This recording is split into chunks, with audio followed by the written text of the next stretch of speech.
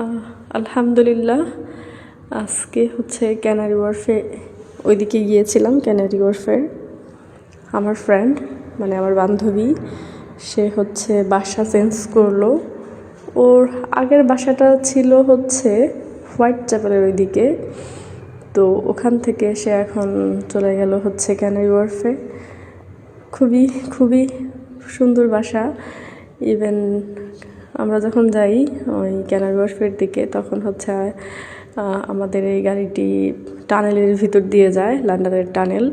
এটা মূলত মাটির নিচ দিয়ে একটা রাস্তা।